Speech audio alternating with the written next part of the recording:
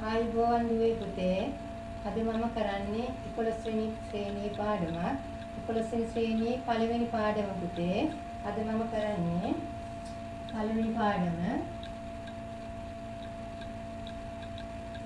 තාත්වික සංඛ්‍යා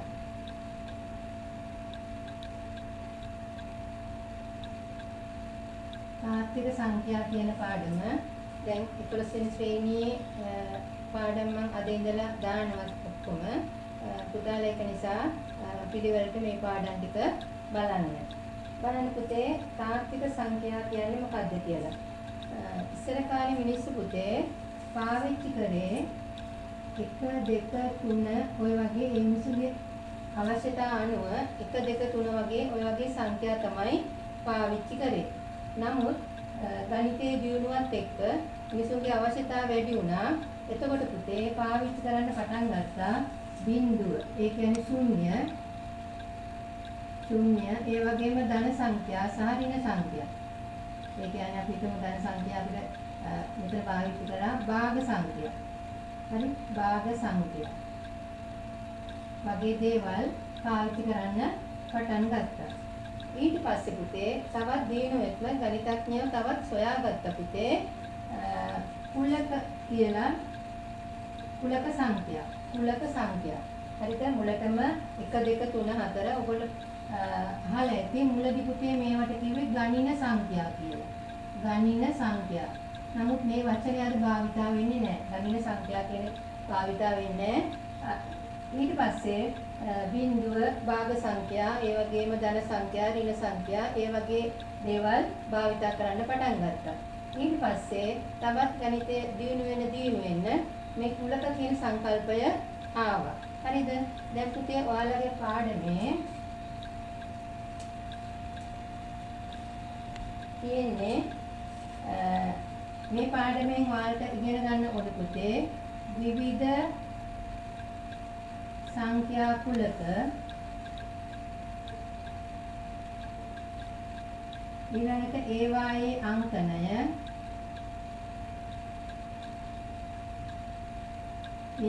ඒවායේ ගුණ මොනවද කියන්නේ මේ පාඩමෙන් කියවෙන්නේ පුතේ විවිධ සංඛ්‍යා කුලක මොනවද ඒවායේ අංකනය මොකද්ද ඒ වගේ ගුණ මොනවද කියන එක තමයි මේ පාඩමෙන් ඉගෙන ගන්න. හරිද? එතකොට අපි ඉස්සෙල්ලම බලමු පුතේ මම ඔයාලට කිව්වා 1 2 3 වගේ සංඛ්‍යා හැම යනකොට මේවට කියනවා ගණින සංඛ්‍යා කියලා. නමුත් මේ ගණින සංඛ්‍යා කියන වචනේ දැන් භාවිතා වෙන්නේ නැහැ පුතේ. හරිද? ඒකට කියනවා පුතේ ප්‍රකෘති සංඛ්‍යා කියලා. ප්‍රකෘති සංඛ්‍යා කියන එක අපි දැන් ගණිතයේදී පාවිච්චි කරන පුතේ එන් අකුර ලියලා මෙතනින් මෙහෙම තව ඉරක් අඳිනවා. ඒ කියන්නේ මේ natural numbers කියන එකෙන් අරන් තියෙනවා. natural numbers. හරිද? එන් අකුර මෙහෙම එන් අකුර ලියනවා. ඊට පස්සේ මෙතනින් මෙහෙම තව ඉරක් මෙතනින් අඳිනවා. ඒක තමයි ප්‍රකෘති සංඛ්‍යා හඳුන්වන්නේ අපි ගන්නෙ. එතකොට පුතේ ප්‍රකෘති සංඛ්‍යා කුලකය තමයි මොනවද 1 2 3 4 ওই විදිහට කොහොම යන්නේ. ප්‍රකෘති සංඛ්‍යා කුලකය. මේ පුතේ ප්‍රකෘති සංඛ්‍යා කුලකයට අයිති වෙනවා. මේක මතලා කොහොමද යන්න?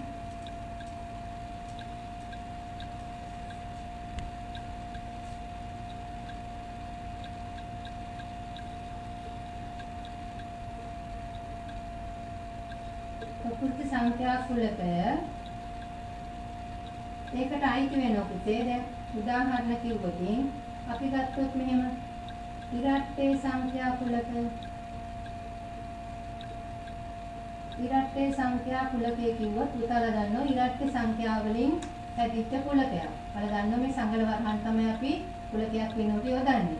ඒ කියන්නේ 2 4 6 8 ඔය විදිහට යනවා. පුතේ වැඩි දුර පෙන්නනවා කියන එක අපි දාන්නේ 33කින් විතරයි. දැන් ගොඩක් වෙලාවට මම දැකලා තියෙනවා මේ වගේ 30 ගොඩාක් දාගෙන යනවා. එහෙම දාන්නේ නැහැ පුතේ. 33ක් විතරයි අපි තවත් දුරට කියලා පෙන්වුම් කරන්න දාන්නේ. ඒ වගේම තව අපිට ගන්න පුළුවන් ඔත්තේ සංඛ්‍යා කුලකය. ඔත්තේ සංඛ්‍යා කුලකය. ඔත්තේ සංඛ්‍යා කුලකය කිව්වොත් විසාල ගන්නවා 1 3 5 7 ඔය විදිහට යනවා. හරිද? ඊට පස්සේ තව ගන්නවා ප්‍රථමක සංඛ්‍යා කුලකය. ප්‍රථමක සංඛ්‍යා කුලකය. මොකද්ද පුතේ ප්‍රථමක සංඛ්‍යාවක් කියන්නේ? ප්‍රථමක සංඛ්‍යාවක් කියලා කියන්නේ එකිනුයි එම සංඛ්‍යාවෙනුයි පමණක් බෙදෙන සංඛ්‍යාවක්. يعني 1 කියන එක ප්‍රථමකයක් විදිහට ගණන් ගන්නෙ නෑ. එහෙනම් කුඩාම ප්‍රථමකය තමයි පුතේ 2. කුඩාම ප්‍රථමකය 2. ඒ කියන්නේ 2 ඊළඟ 3 තියෙනවා. 4 ගන්න බෑ. 4 දෙකෙන් බෙදෙනවා. 5 7 8 9 ගන්න බෑ. 10 ගන්න බෑ. 11 මෙන්න මේ සංඛ්‍යා තමයි පුතේ ප්‍රථමක සංඛ්‍යා කුලකයට අයිති වෙන්නේ. හරිද? ප්‍රථමක සංඛ්‍යා කුලකය. ඊට පස්සේ දැන් ඔයගොල්ලෝ ඉගෙන ගන්න තියෙනවා ත්‍රිකෝණ සංඛ්‍යා, සමචතුරස්‍ර සංඛ්‍යා, ඒ වගේ ගොඩාක් සංඛ්‍යා ඔයගොල්ලෝ ඉගෙනගෙන තියෙනවා. මේ පුතේ උදාහරණ කීපයක් මේ. හරිද? ඊට පස්සේ අපි බලමු මම හිතන්නේ පුතාලා මේවා සටහන් කරගන්න ඇති.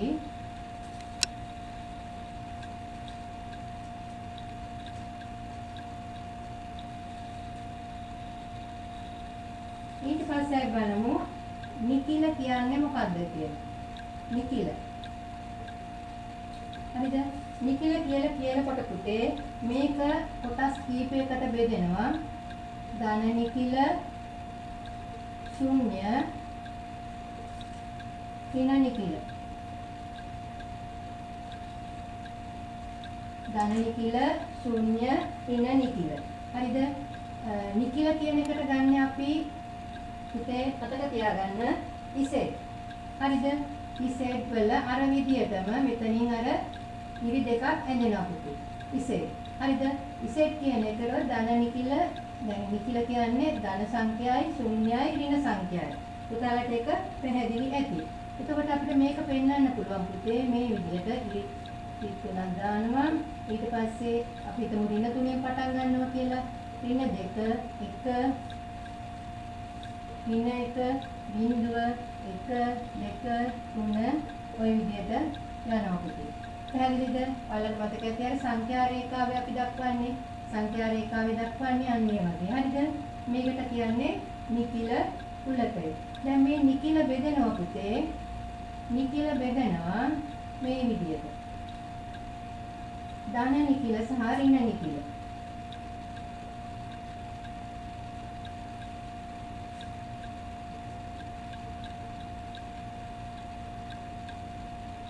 ධන නිකිල සහ ඍණ නිකිල. ධන නිකිල සහේ අපි මෙහෙම ඉසෙට් දකුර ලියලා ධන ලකුණ. ඍණ නිකිල දක්වන්නේ ඉසෙට් දකුර ලියලා අපි ඍණ අකුර දානවා. මේකට මේ සමාන්තරව පොඩි කැලක් මෙහෙම ගන්නවා. හරිද?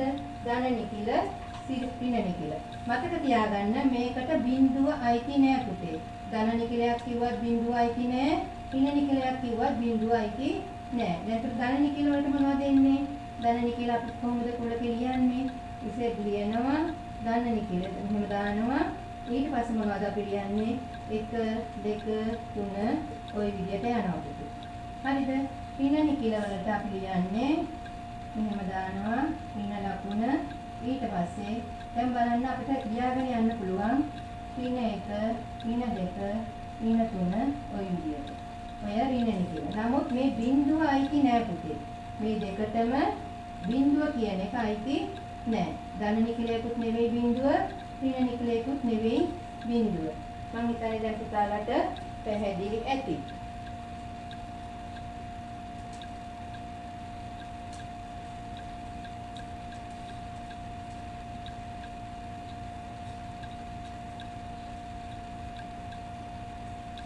සමහර ළමයි කියන පුතේ මේ පාඩම තේරුම් ගන්න හරි අපහසුයි කියලා. නමුත් මම ඊටාම සරලව මේ පාඩම කියලා දෙන්නම්. හරිද? එතකොට දැන් ඊට පස්සේ ඔයාලට තියෙන්නේ පුතේ පරිමේය සංඛ්‍යා කුලකය. හරිද? පරිමේය සංඛ්‍යා කුලකය.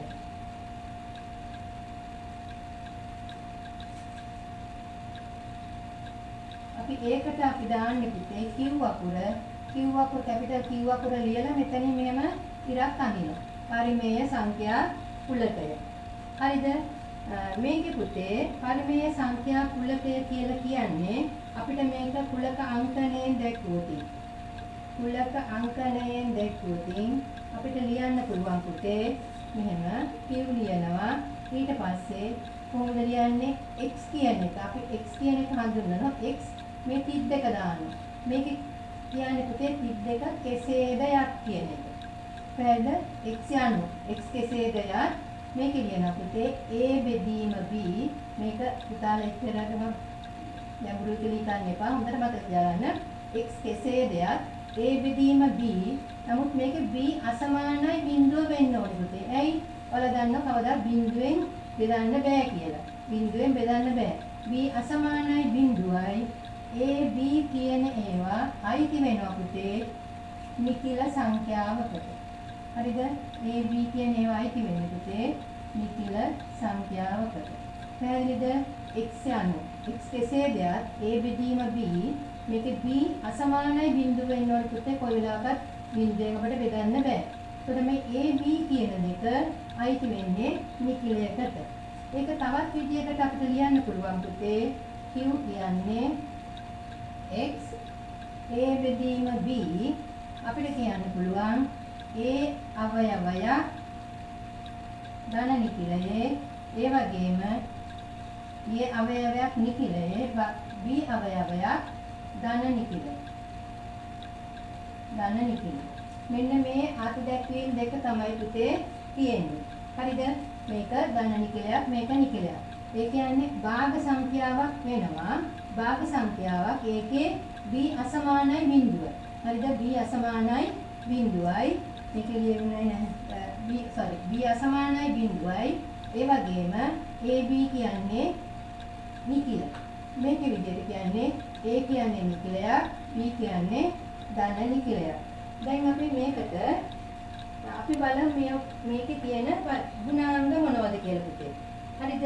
මේකේ තියෙන ගුණාංග මොනවද කියලා. දැන් මේක හොඳට මතක තියාගන්න. හරිද? හොඳට මතක තියාගන්න. දැන් අපි ඊට පස්සේ බලමු මේකේ තියෙන ගුණාංග මොනවද කියලා.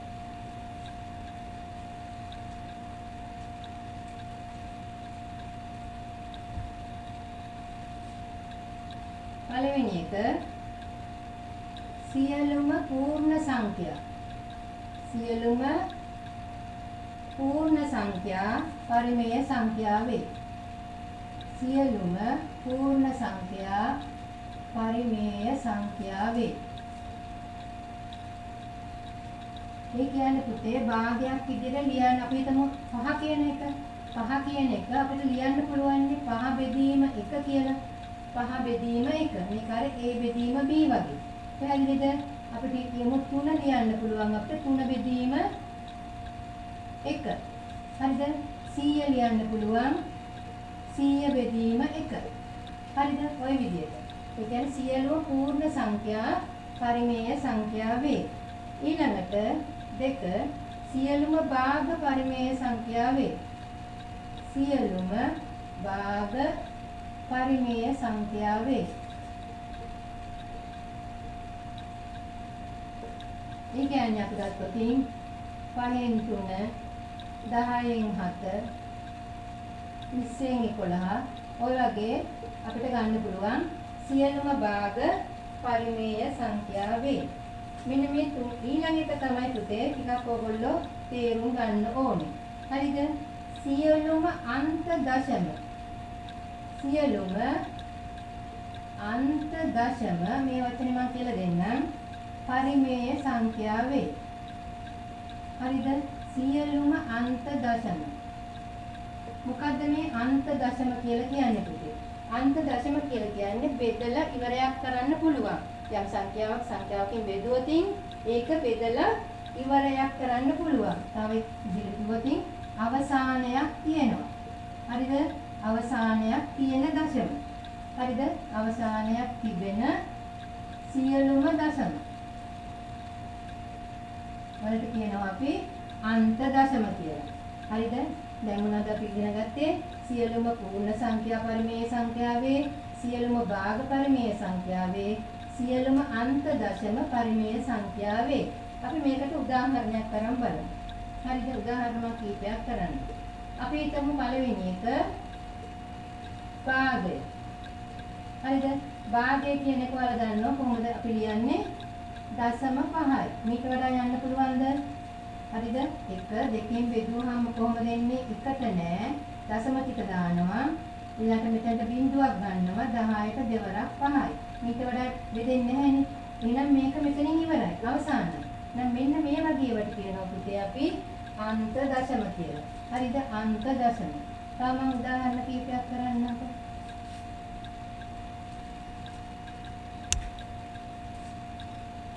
අපි ගමු 5න් 2.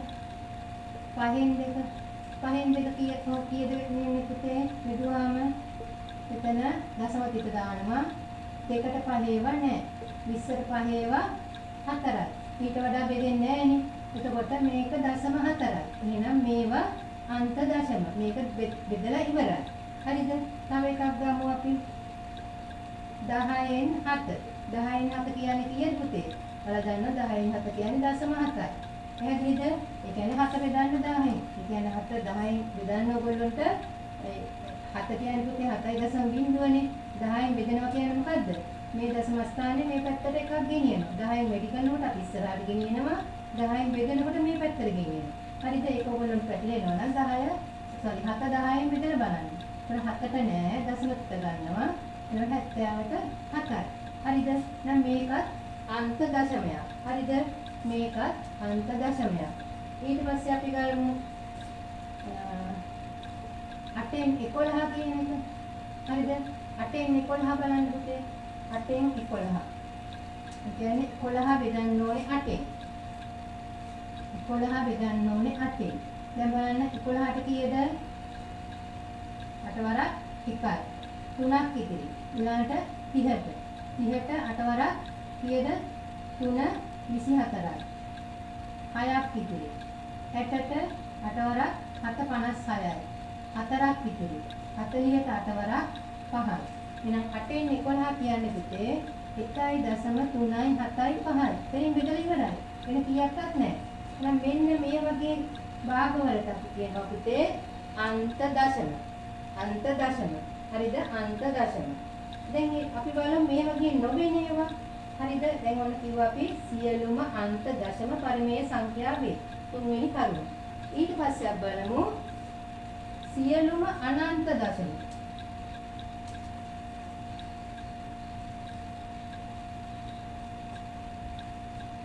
සියලුම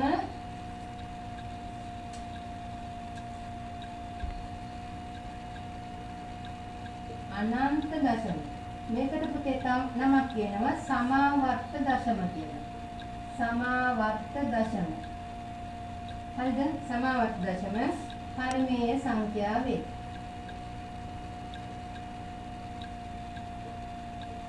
හරිද? සියලුම අන්ත දශමත් පරිමේය සංඛ්‍යා, සියලුම අනන්ත දශමත් පරිමේය සංඛ්‍යා. අනන්ත දශම වලට කියන සමාවර්ත දශම කියලා. එතකොට බලන්න මේ සමාවර්ත දශමයක් කියන එක පුතාලට මම පැහැදිලි කරන්න. සමාවර්ත කියන එකේ මොකද තේරුම පුතේ? සමාවර්ත. ඒ කියන්නේ නැවත නැවතත් යෙදෙනවා. හරිද? නැවත ඒ කියන්නේ සම ආවර්ත කියන එකනේ. සම ආවර්ත වලින් තමයි සමාවර්ත හැදිලා තියෙන්නේ. ඒ කියන්නේ නැවත නැවත ආපහු යෙදෙනවා කියන එක. හරි? අනන්ත දශම නැත්නම් සමාවර්ත දශම කියන්නේ නැවත නැවත. හරි? නැවත නැවත යෙදෙනවා. හරි? දැන් බලමු අපි මේකට උදාහරණයක්. අපි බලමු 3න් 1. මොන බලන්න පුතේ 3න් 1. එක බෙදන්න තියෙන්නේ 3න්. හරිද? අපි මෙතනට දශම නැහැ කියලා දාගමුකෝ. එතකොට එක 3න් බෙදනකොට එකට 3 ඒවා නැහැ. දශම ටික. 10ට කීයද? 10ට 3 වරක් 3යි. කීයක් ඉතිරිද? එකක් ඉතිරි. හරි? දැන් මම මෙතන තව බිංදුවක් ගන්නවා. එකක් ඉතිරි. ආපහු 10ට. 10ට 3 වරක් 3යි. ආපහු එකක් ඉතිරි. හරිද? ආපහු ওই විදිහට 3 ඒවා යනවා පුතේ. හරිද? මේ විදිහට 3 ඒවා බෙදි යනවා. කවදාවත් මේක ඉවරයක් වෙන්නේ නැහැ. ඔච්චර බෙදාගෙන ගියත් ඉවරයක් වෙන්නේ නැහැ. 3න් 1 කියන්නේ දශම 3යි 3යි 3යි 3යි ওই විදිහට යනවා පුතේ. හරිද? දැන් මේ සමාවර්ත දශමයක් දැන් මෙන්න මේව තමයි පිටේ සමාවර්ත දශම කියන්නේ. බෙදලා ඉවරයක් නැහැ. අපි අන්ත දශම කිව්වේ බෙදලා ඉවරයක් වෙන්න පුළුවන් ගණන්. හරිද? මේකේ සමාවර්ත දශමයක් කියන්නේ මේක බෙදලා ඉවරයක් නැහැ. ඒකට මෙන්න මේකේ ඒ කියන්නේ අපිට මේක ලියලා ඉවර කරන්න බෑනේ. අපි මේක ලියනවා පුතේ 0.3 දාලා මෙන්න මෙතෙන් ඩොට් එකක් තියෙනවා. පිටක් තියෙනවා. හරිද? මේක තමයි සමාවර්ත දශම තිත. සමාවර්ත දශම තිත. හරිද? ඒ කියන්නේ මේකේ තේරුම මේ 3 ආපහු එනවා කියන එක. නැවත නැවත එනවා කියන එක. එහෙනම් මේක අර ඔයාලගේ පළවෙනි අභ්‍යාසයේ තියෙන මේක ලියලා සමාවර්ත දශමයක් නම් කැටි කොට දක්වන්න කියලා. කැටි කොට දක්වනවා කියලා කියන්නේ පුතේ මෙහෙම ආවොත් අපි ලියන්නේ 0.3 මෙතන ලියන දානොත් සමාවර්ත දශම තිත. මේකෙන් තේරුම් ගන්න පුතේ මේක සමාවර්ත දශමයක් කියලා. හරිද? එහෙනම් මේක මොකද්ද? සමාවර්ත නැත්නම් අනන්ත දශමයක්. අපි තව එකක් බලමු. අපි බලමු මේක. උදාහරණ දෙක. අපි බලමු 11න් 3. හරිද? 11න් 3.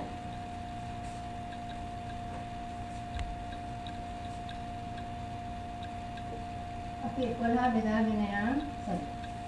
3 බෙදාගෙන යම් 11න්.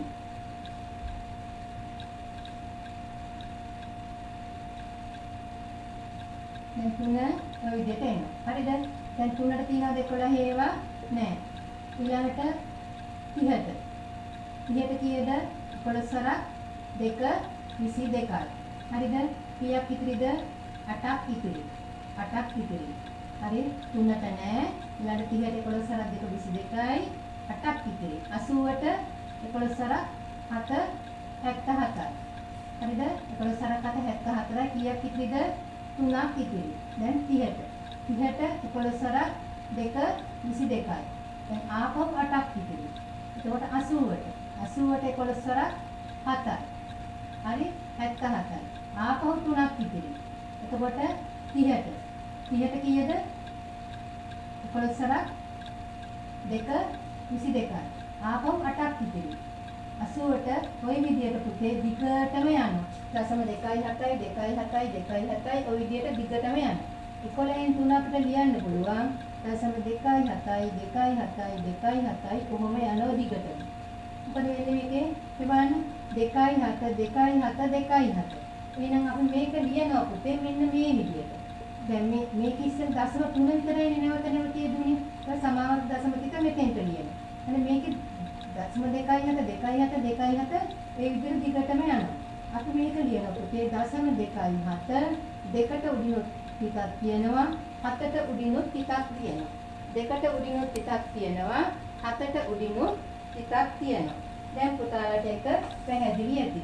එක නම්බර් එක අංකයක් ආවොත් ඒ අංකේ උඩ අපි ටික තියන්නේ. දැන් බලන්න මේකේ මේ දෙක එන්නේ. එහෙනම් දෙක එනකොට අපි මේකටත් ඩොට් එකක් තියෙනවා මේකටත් ඩොට් එකක් තියෙනවා. එහෙනම් මේකත් මේ අනන්ත දශමයක් නැත්නම් සමාවර්ත දශමයක්. පුතාලට ඒක පැහැදිලි ඇති. අපි තව උදාහරණයක් කරන් බලමු. අපි හිතමු 7න් 2 ගමු. හරිද? 7න් 2 ගමු. ඒ කියන්නේ දෙක බෙදන්න තියෙන පුතේ 7. දෙක බෙදන්න තියෙන්නේ 7. හරිද? මම දශම ටිකක් දාගත්තා. හරි මම ඉස්සෙල් බිංදු ටිකක් දාගන්නකො. එතකොට හරි 2යි තමයි මෙතන බිංදු ටිකක් දාගන්න. ඒක 2 7න් බෙදුවාම 2ට නෑ. හරිද? ඉස්සර කීයද 7 ඒවා? 7 වරක් 2 14යි. කීයක් ඉතිරිද? 6ක් ඉතිරි. නැට 60ට 7 වරක් 8 56යි. 4ක් ඉතිරි. 40ට 7 වරක් කීයද? 7 වරක් 5 35යි. 5ක් ඉතිරි. 50ට 7 වරක් 7 49යි. එකක් ඉතිරි. හරිද?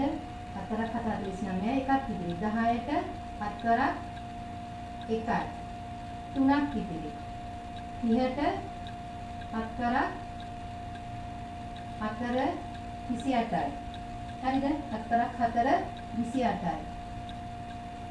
4ක් 4 28යි. දෙකක් ඉතිරි. දැන් 20ට ආපහු 7 වරක් 2 14යි. හරි 6ක් ඉතිරි. 60ට 7 වරක් 8 56යි. 4ක් ඉතිරි. 40ට 7 වරක් 5 35යි. 5ක් ඉතිරි. 50ට 7 වරක් 7 49යි. 1ක් ඉතිරි. ඊළඟට 10ට 7 වරක් 1 7යි. 3ක් ඉතිරි. 30ට 7 වරක් 4 28යි. දැන් ඕම් බෙදාගෙන යනවා. හරිද? පුතාලා හොඳට මේක බලන්න. දැන් බලන්න මේ ආපු නම්බර්ස් අංකවල දැන් 2යි 8යි 5යි 7යි 1යි 4යි. මෙතනින් එහාට මොකද වෙලා තියෙන්නේ? 2යි 8යි 5යි 7යි 1යි 4යි. මේ බලන්න මේ සංඛ්‍යා ටිකයි මේ සංඛ්‍යා ටිකයි දෙකම එක සමානයිනේ. දැන් ආපහු මෙතනින් පස්සේ බෙදාගෙන ගියොත් පුතාලා ඕන දිගට බෙදාගෙන යන්න. තා බෙදාගෙන ගියොත් ආපහු පටන් ගන්න දෙකේ. ඊට 2 8 5 7 1 4. හරිද? මෙන්න මේ වගේ. දැන් මේක වෙන්නේ මොකද පුතේ? මේ 0.2යි 8යි 7යි 5යි 0.2යි 8යි 5යි 7යි 1යි 4. මේක දිගෙන් දිගටම නැවත එනවා. හරිද? එහෙනම් දැන් මේකෙදි අපි හැම එකටම ඩොට් එක දාන්නේ නැහැ පුතේ. මේකෙදි දාන්නේ මුල් එකටයි අන්තිම එකටයි. හොඳට මතක තියාගන්න මේකේ වෙනස.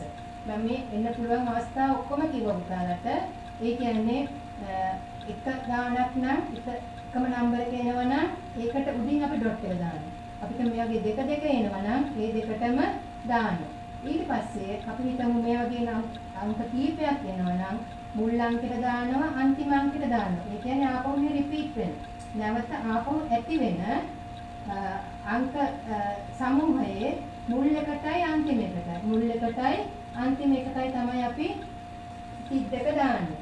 හරිද? එහෙනම් මෙන්න මේ වගේ වට කියනවා අපි පුතේ අනන්ත දශම නැත්නම් සමාවර්ත දශම කියලා. අනන්ත දශම සමාවර්ත දශම. හරිද? මම පුතාලට මේකේ මේ ටික ඔක්කොම එකට බබුවකට දාලා පෙන්නන්නම් කොහොමද මේ ඩොට් එක තියන්නේ කියලා.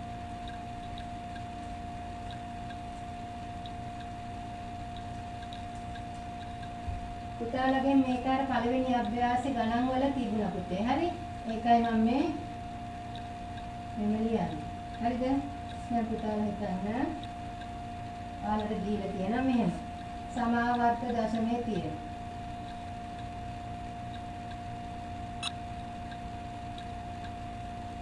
ඊළඟට ඔයාලගෙන් අහලා තියෙනවා පුතේ කැටිකල ආකාරය. කැටිකල ආකාරයෙන් දැක්වීම. මෙහෙම දක්වන්නේ කොහොමද කියලා ඔයගොල්ලෝ දැනගන්න ඕනේ. හරිද? දැන් පළවෙනි එකෙන් ආවේ 0.3 ඔය විදිහට. ඒක කොහොමද අපි ලියුවේ? 0.3 මෙතන ඩොට් එක ලියුවා. ඊට පස්සේ ඔයාලා හිතන්නේ මෙහෙම 12.4 ඔය විදිහට එන්නේ. කොහොමද ඔක ලියන්නේ? ඕක අපි ලියන්නේ පුතේ 12.4යි මේ 4ම තමයි දිගට එන්නේ. එහෙනම් 4 උඩින් අපි ඩොට් එක තියෙනවා. ඊට පස්සේ මේ වගේ එකක් බලන්න 2.3 ඔහොම එනවා. මේ 1.3 නැවත එනවා. කොහොමද එතකොට මම කිව්වේ එකටත් උඩින් තියෙනවා 3ටත් උඩින් තියෙනවා. හරිද? මේ දෙක තමයි නැවත එන්නේ. 1.3 ඊට පස්සේ මේ වගේ එකක් අපි හදුවනේ 2.7යි කොහොමද අපි ලිව්වේ මේ විදිහටමයි 0.2යි 7යි දෙක උඩින් යනවා 7 උඩින් ලියනවා. ඊට පස්සේ මේ වගේ එකක් බලන්න 5.1 ඔහොම එනවා. පැහැදිලිද? 5යි දැන් බලන්න මේකේ මොකද්ද වෙනස? මේ දෙක විතරයි තියෙන්නේ. මේ 3ට පස්සේ තමයි ආපහු මෙතන 3 ආපහු නැවත යන්නේ. ඒක කොහොමද ලියන්නේ? 5.1 දැන් 3 නැවත යනවා. 3 නැවත යනකොට 3ට උඩින් අපි ඩොට් එක දානවා. ඊට පස්සේ අපි අන්තිමට හැදුවනේ දශම 2යි 8යි 5යි 7යි 1යි 4යි.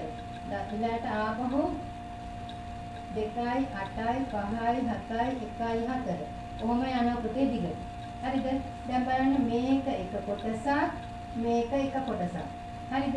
එතකොට අපි ලියන්නේ 0.2.8යි 5යි 7යි 1යි 4 මෙතෙන්ට ඩොට් එකක් දානවා මෙතෙන්ට ඩොට් එකක් දානවා මම හිතන්නේ දැන් මේ සමාවර්ත දශමය ඔයගොල්ලන්ට බෙදලා මේ විදිහට ආවොත් මේක තමයි පුතේ කැටි කළ ආකාරය මේ මෙහිම අහලා තියෙනවා කොහොමද මේක කැටි කරලා ලියන්නේ කියලා හරිද හොඳට මතක තියාගන්න එකම සංඛ්‍යාවක් විතරක් ආවොත් ඒකට ඉදින් ඩොට් එක දානවා දැන් 12.4යි මෙතන ඩොට් එක ඊට මේ වගේ දෙක ආවොත් 2.2 මේ දෙකටම දානවා හරිද මේ වගේ ආවත් දෙකටම දානවා දැන් බලන්න මේකෙදී මේ වෙන්න පුළුවන් අවස්ථා කීපයක් පුතේ හරි මෙතන 5.113 මේක විතරක් ආපහු නැවත එන්න පුළුවන් එහෙම වුණොත් 1.1 3ට උඩින් ඩොට් එක දානවා දැන් මේ වගේ සංඛ්‍යා ගානක් ආවොත් නැවත ඒකේ පටන් ගන්න සංඛ්‍යාවටයි අන්තිම සංඛ්‍යාවටයි තමයි ඩොට් එක දාන්නේ හරිද ඊට පස්සේ බලමු සංකල්ප පුතාලට දැන් ඒක හොඳට පැහැදිලි ඇති කියලා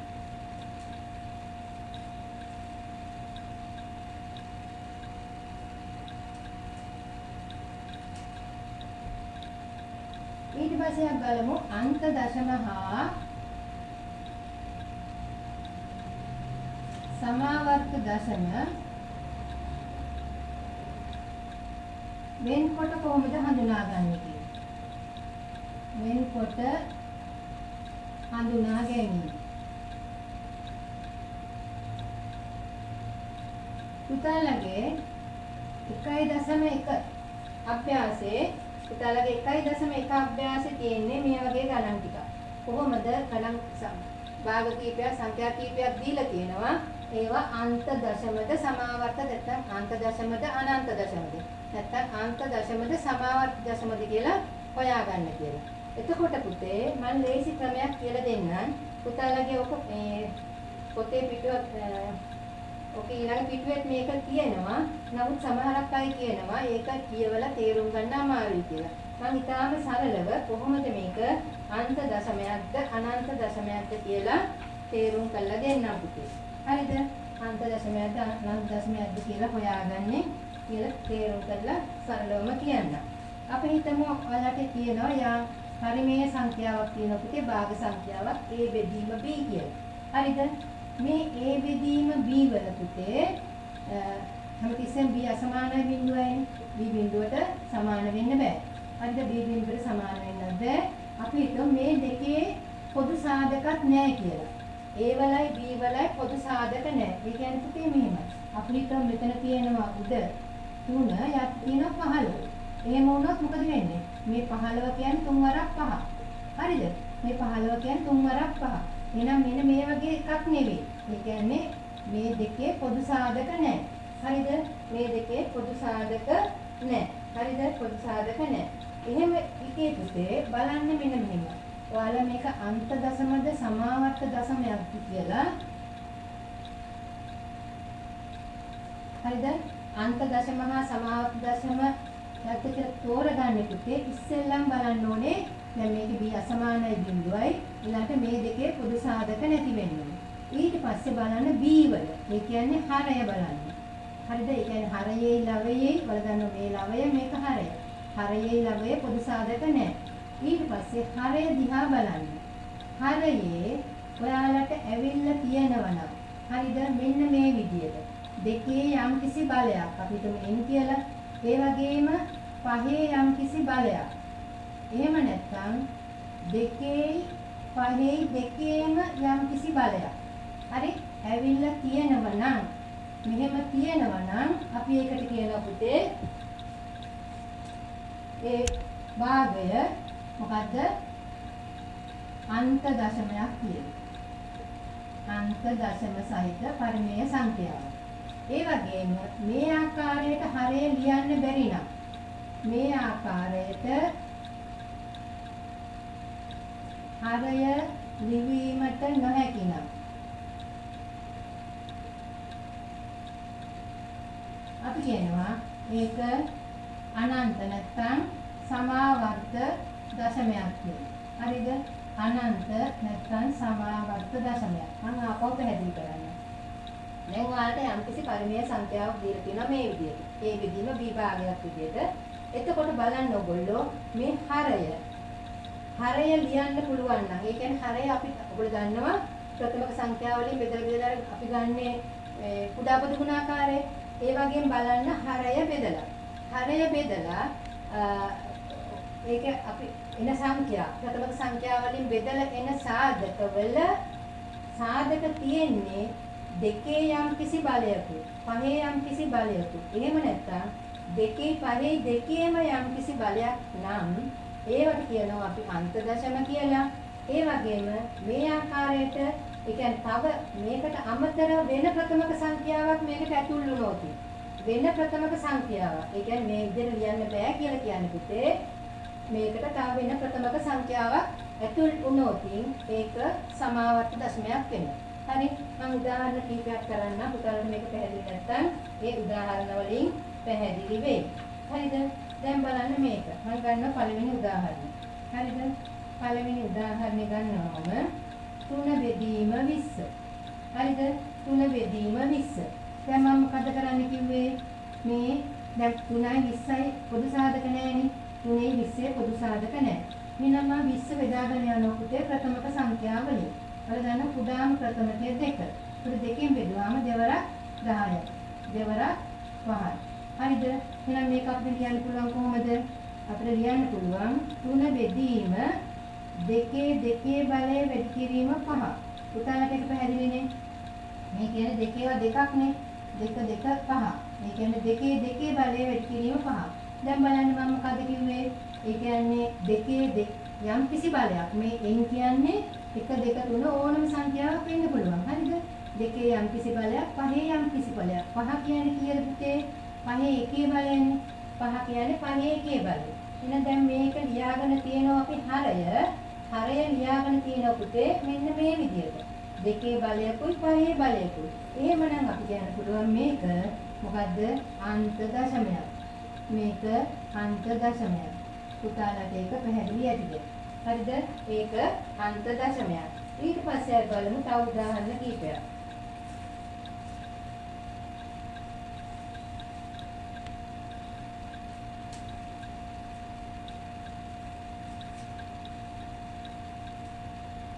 මේක බලන්න. 3 බෙදීම 8. අර දන්නෝ 8 කියන්නේ දෙවරක් 4යි දෙවරක් 2යි. එහෙනම් 8 ලියන්න පුළුවන් 2 වැඩි කිරීම 2 වැඩි කිරීම 2. ඒ කියන්නේ මොකද්ද පුතේ? 2 3 බලය. එහෙනම් මම ලියනවා 3 බෙදීම 8 වෙනුවට ලියනවා 2 3 බලය. දැන් මම ඔයාලට මොකද්ද කිව්වේ? හරය වෙන්න පුළුවන් 2 යම් කිසි බලයක්. එහෙම නැත්නම් පහේ යම් කිසි බලයක්. එහෙම නැත්නම් 2යි 5යි දෙකේම යම් කිසි බලයක්. මම මේ n කියලා ගත්තේ ඒ ගාන සංඛ්‍යාව. එහෙනම් මේක මොකක්ද බලන්න? 3 බෙදීම 2 යම් කිසි බලයක්. එහෙනම් මේකත් වෙන්නේ පුතේ අන්ත දශමයක්. හරිද? අන්ත දශමයක් වුණොත් විතරයි අපිට මේක හරය දෙකේ බලයක්, එහෙම නැත්නම් පහේ බලයක්, එහෙම නැත්නම් දෙකේ යම් කිසි බලයක් වැඩි කිරීම පහේ යම් කිසි බලයක් විදිහට ලියන්න පුළුවන්. මම හිතන්නේ පුතාලට දැන් පැහැදිලි ඇති. මම තව උදාහරණයක් ගන්නම්. හරිද? තුන්වෙනි උදාහරණය මම ගන්නවා පුතේ 11 බෙදීම 25. හරිද? 11 බෙදීම 25. මම මේක මොකක්ද?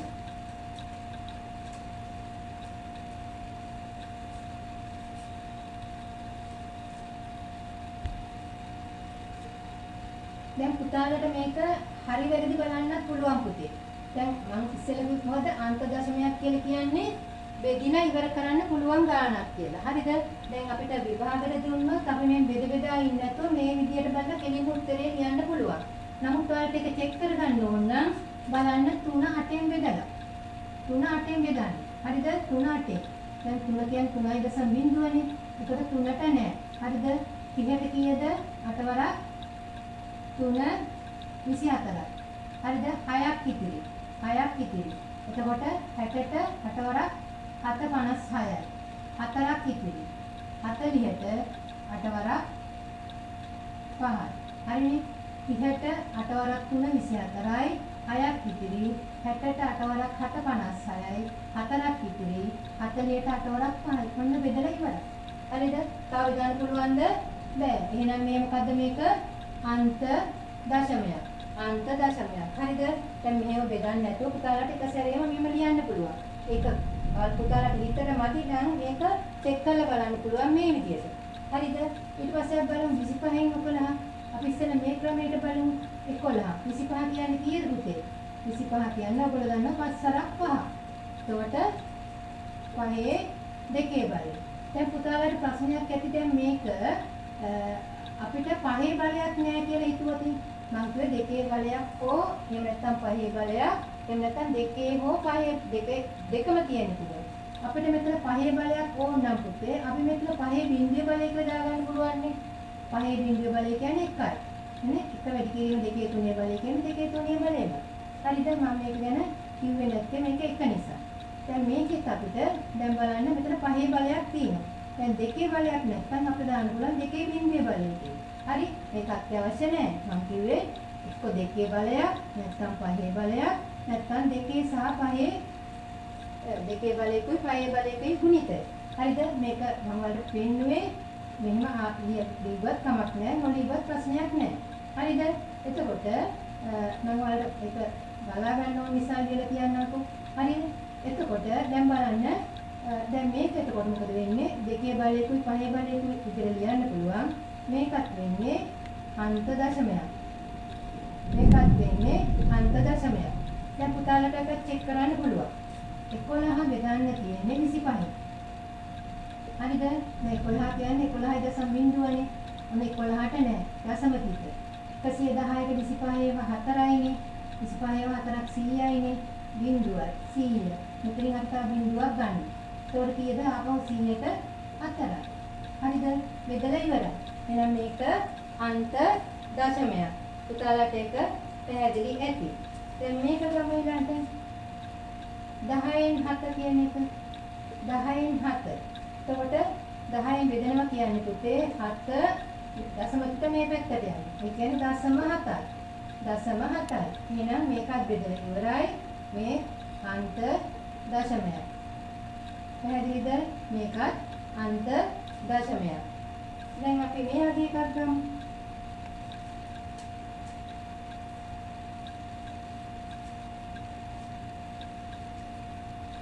අපි ගමු 27 බෙදීම 100. 27. 100 කොහොමද අපි ලියන්නේ? 100 අපි ප්‍රථමක සංඛ්‍යාවලින් ලියුවොත් පුතේ දෙකෙන් බෙදුවොත් දෙවරක් 50යි. දෙවරක් 25යි. පස්වරක් 5යි. අපිට ලියන්න පුළුවන් 2ව 2යි 5ව 2යි. මේ කියන්නේ කීයද? 2 2 බලයයි 5 2 බලයයි. අපිට මේක ලියන්න පුළුවන් 100 කියන එක 2 2 බලයයි 5 2 බලයයි. ඔන්න 2 බලයක් විතර ලියුවා 5 බලයක් විතර ලියුවා. එහෙනම් මේකත් වෙන්නේ පුතේ අන්ත දශමයක්. අන්ත දශමයක්. මම හිතන්නේ පුතාලට දැන් ඒක හොඳට පැහැදිලි ඇති. හරිද?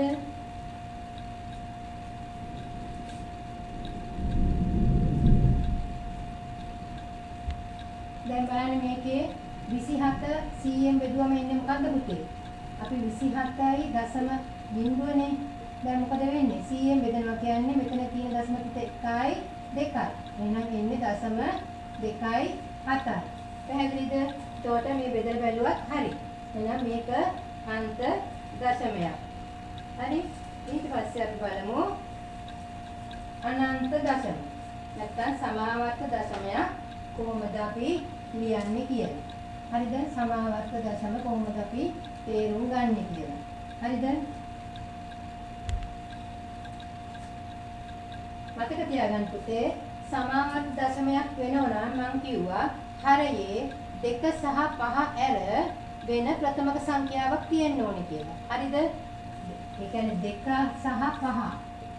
හරයේ 2 සහ 5 හැර වෙනත් ප්‍රථමක සංඛ්‍යාවක් තිබිය යුතුයි.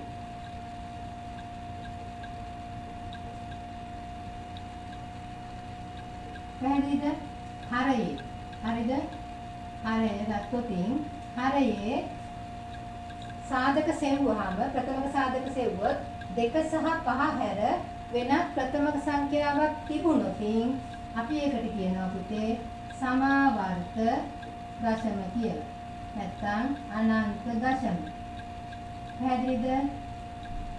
මොකද දැන් මම ඉස්සෙල්ලා කිව්වේ අන්ත දශමයක් වෙන්නේ දෙකේ යම්කිසි ගුණාකාරයක් හෝ පහේ යම්කිසි ගුණාකාරයක් හෝ දෙකේ ගුණාකාරයක් වැඩි කිරීම පහේ ගුණාකාරයක් තිබුණොත් ඒක අන්ත දශමයක්. එහෙම නොතිබුණොත් ඒක අනන්ත දශමයක්. එහෙම නොතිබුණොත් කියන්නේ මේ හරයට තවත් මොකක් හෝ ප්‍රථමක සංඛ්‍යාවක් ඇතුල් වෙලා තිබුණොත් අපි ඒකට කියනවා පුතේ සමාවර්ත දශමයක් කියලා. උදාහරණයක් බලමු. අපි ඊළඟට බලමු 12න් 7. හරිද පුතේ?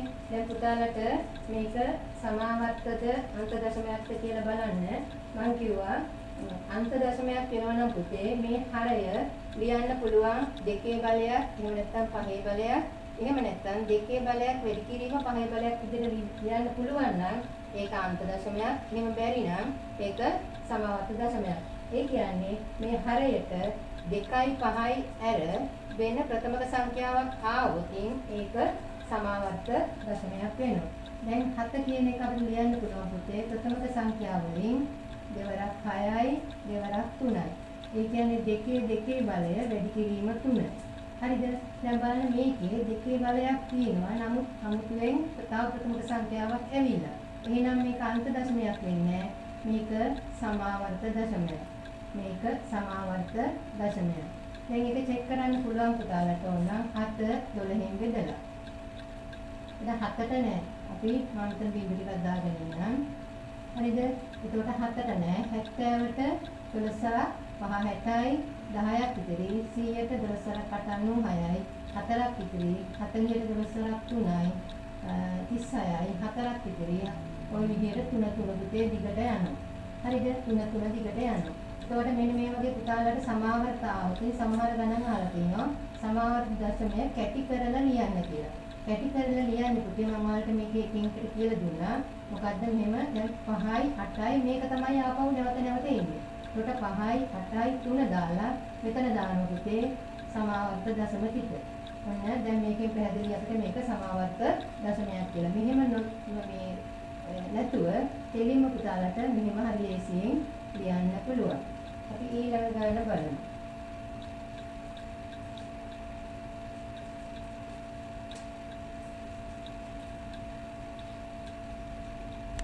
අටවෙනි ගණන. 15න් 13.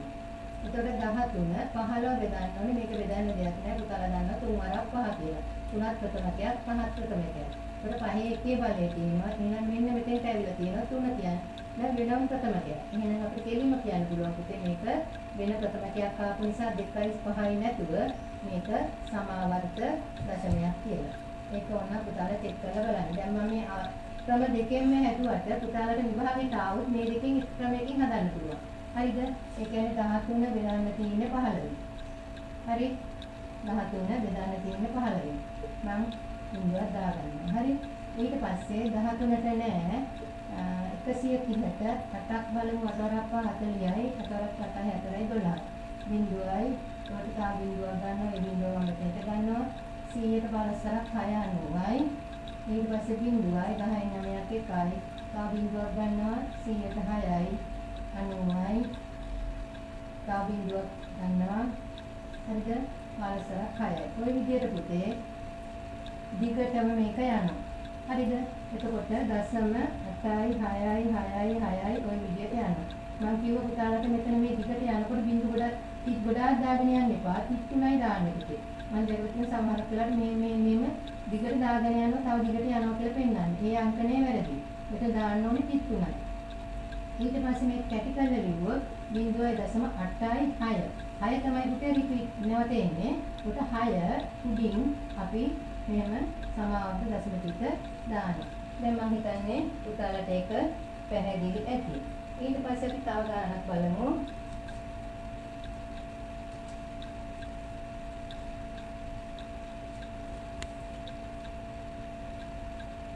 තිහෙන් 7. හරිද? 7 බෙදීම 30 අපි ලියම් ප්‍රථමක සංඛ්‍යාවලින් දෙවරක් 15යි 3 වරක් 5යි. ඒ කියන්නේ 2 වැඩි කිරීම 3 වැඩි කිරීම 5. හරිද? මෙතන දෙකේ බලයක් තියෙනවා, පහේ බලයක් තියෙනවා. ඒක හරි. නමුත් තුනක් ඇවිල්ලා තියෙනවා. එහෙනම් තුනක් ආවොත් අපිට මේක අන්ත දශමයක් වෙන්නේ නැහැ. මේක ආපහු සමාවර්ත දශමයක්. හරි. අපි ඒක චෙක් කරමු. දැන් මේ ගන්න තියෙන්නේ 7 30. 7 30. ඔන්න මම මෙතෙන්ට දශම ටිකක් ගත්තා. 7ට නෑ. ඊළඟ දශම ටික 70ට කියවා 2යි 60යි බිංදුවයි අතෙන් 6ක් 1යි 100යි මේ බිංදුව මෙතෙන්ට ගත්තා.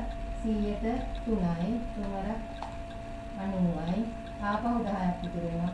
තව බිංදුවක් ගන්නවා.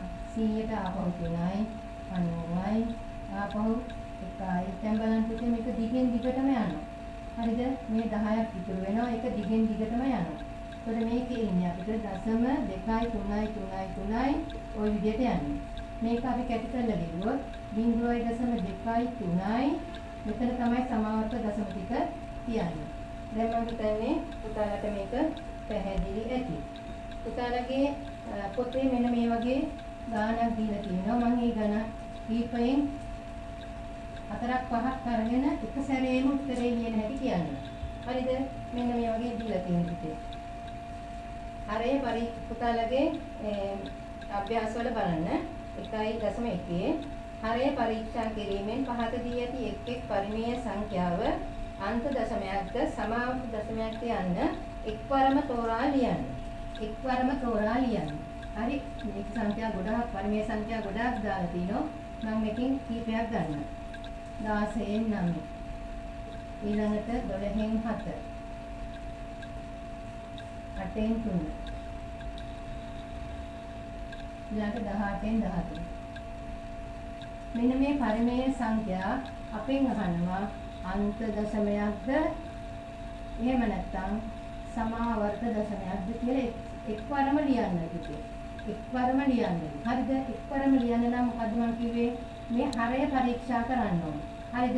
මේ හරය පරීක්ෂා කරනවා පුතේ. හරිද? දැන් අපි හිතමු 13 බෙදීම 50. දැන් මම මේ ටික මෙහෙම ලිව්වට ඔයාලා ලියන්න ඕනේ නැහැ. මෙතනින්ම දාලා ලියන්න පුළුවන්. හරි? 13 බෙදීම 50. 50 කොහොමද අපි බෙදන්නේ? ප්‍රථමක සංඛ්‍යාව වලින් දෙවරක් 25යි 5 වරක් 5යි. ඒ කියන්නේ මෙතන එන්නේ 2 වැඩි කිරීම 5 දෙකේ බලය. 2 වැඩි කිරීම 5 දෙකේ බලය. දැන් කෙලින්ම පුළුවන් මේක දෙකේ බලයක් තියෙනවා. 2 එකේ බලය 5 දෙකේ බලය. එහෙනම් මේක අපිට ලියන්න පුළුවන් 2යි 5යි විතරයි. මේක අන්ත දශමයක්. මේක අන්ත දශමයක්. ඊළඟ බලන්න දැන් මම මෙහෙම ලිව්වට පුතාලට මෙහෙම ලියන්න පුළුවන්. 50 කියන එක ලියනවා මොකද්ද? 2 වැඩි කිරීම 5 දෙකේ බලය. එහෙනම් මේක හරි. මේක අන්ත දශමයක්. හරිද? ඊට පස්සේ 16න් 9. 16න් 9. අපි 9 ලියන්න පුළුවන්. 16 කියන්නේ කීයද පුතේ? දෙකේ දෙවරක් 8යි, දෙවරක් 4යි, දෙවරක් 2යි. දෙකේ 4 බලය. හරිද? දෙකේ 4 බලය. දැන් මේක දෙකේ බලයක් වෙන්න පුළුවන්, පහේ බලයක් වෙන්න පුළුවන්. මේකත් අන්ත දශමයක්. මේකත් අන්ත දශමයක්. හරි? ඊට පස්සේ 12න් 7. 12න් 7. දැන් බලන්න 7 බෙදීම 12. 12 අපි බෙදනවා දෙවරක් 6යි, දෙවරක් 3යි. ඔන්න බලන්න පුතේ. දැන් මෙතන එන්නේ දෙකේ බලය වැඩි කිරීම 3. මෙන්න ඇවිල්ලා තියෙනවා වෙන ප්‍රථමයක්. 2යි 5යි නැතුව. එහෙනම් මේක සමාවර්ත. මේක සමාවර්ත. හරිද? ඊට පස්සේ 8න් 3. 8න් 3. 8 කියන්නේ පුතේ කීයද? දෙකේ 3 බලය. 8 කියන්නේ දෙවරක් 4යි, දෙවරක් 2යි. 8 කියන්නේ දෙකේ 3 බලය. එහෙනම් මේක දෙකේ බලයක්. එහෙනම් මේකත් හරි. එහෙනම් මේකත් අන්ත දශමයක්. හරිද? හරිම ලේසි පුතේ. මේක තේරුම් ගත්තොත් ඊළඟට 18න් 13. 18 කොහොමද ලියන්නේ? 18 ලියන්න පුළුවන් දෙවරක් 9යි, 3 වරක් 3යි. ඒ කියන්නේ 13 2 වැඩි කිරීම 3 දෙකේ බලය. මෙන්න බලන්න පුතේ 2 හරි. එතන ඇවිල්ලා තියෙනවා වෙනත් ප්‍රථමක සංඛ්‍යාව. එහෙනම් මේක වෙන්නේ මොකද්ද? අනන්ත නැත්නම් සමාවර්ත දශමයක්. සමාවර්ත දශමයක්. දැන් මම හිතන්නේ පුතාලට පැහැදිලි ඇති මේ වගේ දුන්නොත් බෙද බෙදා රුධි ගොඩාක් කරදර වෙන්න එපා. හරය බලන්න. හරය ප්‍රථමක සංඛ්‍යාවකට වෙන් කළා දෙකේ බලයකුයි පහේ බලයකුයි. එහෙම නැත්නම් දෙකේ බලයක්, එහෙම නැත්නම් පහේ බලයක්. විතරක් ආවොත් ඒක අන්ත දශමයක් වෙනවා. වෙන ප්‍රථමක සංඛ්‍යාවක් ආවොත් ඒක සමාවර්ත දශමයක්. පුතාලට මෙතන පැහැදිලි ඇති ඇයි දෙකේ බලයක් විතරක් ආවොත් කියන එක. බලන්න මේ දෙකේ හතරේ බලය අපිට ඕන නම් මේක පහේ බලයක් විදිහට ලියන්න පුළුවන් පුතේ පහේ බිඳුවේ බලය කියලා. මම මේක මේ සලකන්නේ නැතුවයි ගත්තේ. දෙකේ බලයකින් පහේ බලයකින් ලියන්න පුළුවන් කියන එක තමයි පුතේ ඇත්තම අර්ථ දැක්වීම. නමුත් මෙතන පහේ දැන් දෙකේ හතරේ බලය කියන එකට අපිට ලියන්න පුළුවන් වුණා පහේ බලයක් විතර පහේ බිඳුව. පහේ බිඳුව කියන්නේ කීයද? 1යි. හරිද? පහේ බිඳුව කියන්නේ 1යි. ඒතකොට මේක අපව ලියන්න පුතාලා හරියට වෙන්න ඕනේ. එක්ක දෙකේ බලයක් නැත්නම් පහේ බලයක්. එහෙම නැත්නම් දෙකේ බලයක් එක්කින් පහේ බලයක්. ආවොත් තමයි අන්ත දශමයක් වෙන්නේ නැත්නම් සමාවර්ත දශමයක්. මේකට පහේ බිඳුව බලය ලියන්න පුළුවන්. දැන් අපි පහ විතරක් ආවොත් පහ විතරක් ආවොත් මේක බලන්න කොහොමද උදාහරණයක් විදිහට කියන්නේ. අපි හිතමු 4යට 15 4යට 25 කියලා. 4යට 25 කියන්නේ කොහොමද අපි ලියන්න පුළුවන්? 4 බෙදීම 5 වර්ගය. 4 බෙදීම 5 වර්ගයනේ 4 5 25. දැන් මේක දෙකේ බලයක් නැහැනේ. අපිට ඕන නම් මෙතන දෙකේ බිඳුවේ බලය කියලා දාගන්න පුළුවන්. හරිද? දැන් මෙච්චර මෙහෙම ලියන්න යන්න ඕනේ. මේක තල දැනගන්න මේක දෙකේ බලයකුනේ 5 බලයකුනේ ලියන්න පුළුවන්. හරිද? මෙහෙම ලියන්න අවශ්‍ය වෙන්නේ නැහැ ඇත්තටම. මතක තියාගන්න දෙකේ බලයක් 5 බලයක් එහෙම නැත්නම් දෙකේ බලයක් වැඩි කිරීම 5 බලයක් විදිහට આવත් ඒක අන්ත දශමයක් නැත්නම් සමාවර්ත දශමයක්. ඉතින් පුතේ මම හිතන්නේ පුතාලට මේ ටික දැන් හොඳට පැහැදිලි වෙන්න ඇති. පුතාලගේ 1.1 අභ්‍යාසයේ තියෙනවා ගණන් කීපයක්. මම මේකෙන් කීපයක් ගත්තේ. ඒ ටික හොඳට හදන්න. දැන් මේ අපි කරේ පරිමේය සංඛ්‍යා ගැන. ඊළඟ පාඩමෙන් අපි අපරිමේය සංඛ්‍යා ගැන විස්තර කරමු. ඉතින් පුතේ මම නවතින්නම්. ආයුබෝවන්.